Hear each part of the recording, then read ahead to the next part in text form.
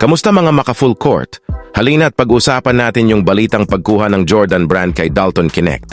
Sa bagong inilabas na balita, after nga po ng comeback win nila laban sa Phoenix Suns, ay kinuha kagad ng Jordan Brand itong si Dalton Knecht. Isang matinding comeback nga pong ginawa ng Lakers kontra sa Phoenix Suns. Dahil matapos silang matambakan ng 22 points sa first half, kung saan nagyabang kagad ang Suns guard ni si Bradley Beal na sinabi daw sa kanya ng kanyang nanay na dapat hindi nito pinaglalaruan ang pagkain at tapusin kagad ang agahan. Well, hindi nga po nagwang tapusin ng Phoenix Suns ang Lakers dahil nakompleto nila ang comeback si score 123-116. At ang naging leading scorer para sa mga bench player ng Lakers ay walang iba kundi ang Lakers rookie si Dalton Knecht na gumawa ng 8.1 rebound to assist at 1 steal shooting 2 or 4 sa 3-point area. Si Dalton Knecht nga pong second highest sa plus-minus rating ng Lakers na may plus 13, meaning ibang impact din talagang nabibigay ng Lakers rookie kapag ito ay nasa loob ng court. Sa 13 minutes na naging playing time ni Dalton Knecht na kung mas nabigyan pa ito ng sapat na minuto, posibleng naka-double digit in points din itong si Dalton Knecht.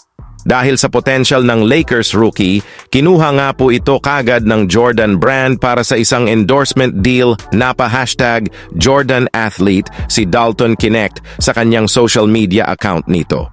Dahil sa na naging highlight si Dalton Knecht laban sa Phoenix Suns ay maraming mga fans ang humanga dito. Tara panoorin natin yung naging highlights ni Dalton Knecht. Pasok ang unang 3-point shot ng Lakers rookie para maibaba sa 18 points ang lamang ng visiting team.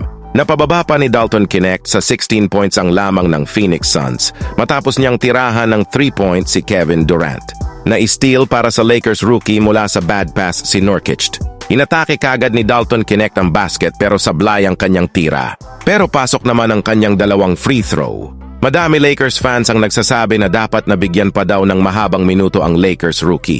At samantala sa bagong inilabas na balita, nilabas ng Lakers ang tatlong potensyal na big man na kukunin nila ay sila Walker Kessler, Clint Capela at panghuli si Jonas Valanciunas. Ayon nga sa pamunuan ng Lakers, nakita nila na hindi nabibigyan ng oras at nababangko ng kani-kanilang team. Kaya yun na ang pagkakataon para kunin ng Lakers yung mga big man. Pero kailangan pag-isipan ng mabuti dahil maganda na yung nilalaro ni Jackson Hayes ngayon sa bagong head coach na si JJ Redick.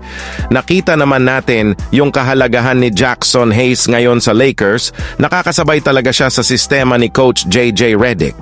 Ano po ang masasabi niyo tungkol dito? Paki-komento na lang po sa ibaba at babasahin ko po yan. Maraming salamat.